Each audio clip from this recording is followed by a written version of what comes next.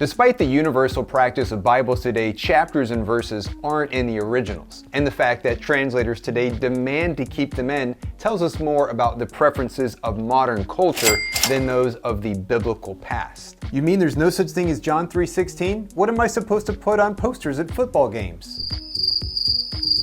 Welcome to our series, The Bible You Never Knew But Should. Today's question is, there's no chapters or verses? Although it's common for us to refer to passages in the Bible according to chapters and verses, these were invented more than 1,000 years after the last books in the Bible were actually written. Let's start with chapters.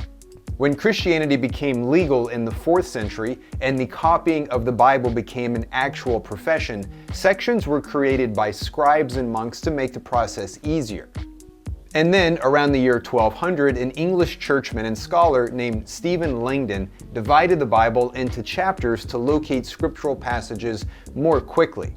Well, they were doing everything by hand, and they did drink a lot of ale. And then we have verses. These were essentially a Protestant invention, devised for the first time in the 1550s by the famous French printer Robert Estienne.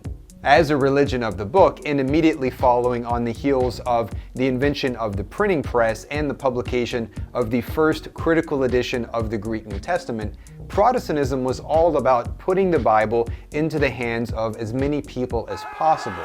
But this practice was also foreign and unnecessary, for it essentially butchered the flow of the biblical text and chopped it up into bite-sized pieces that were then consumed randomly and apart from the whole, thereby changing how we understand it. Dude, you're so hard to read. Is that a good or a bad thing? In conclusion, chapters and verses were invented more than 1,000 years after the last books of the Bible were written. In this way, whereas the original manuscripts testify to an oral culture in which the Bible was read out loud by one of the very, very few people in that community who could actually read, the printing of chapters and verses today testifies to a highly literate culture in which it is assumed people will read the Bible on their own, silently, and in verse-by-verse segments. I'll read your Bible, but only on my terms, where I make all the decisions. If you enjoyed this episode of The Bible You Never Knew But Should, hit the like button, subscribe to our channel, and stay tuned for the next episode.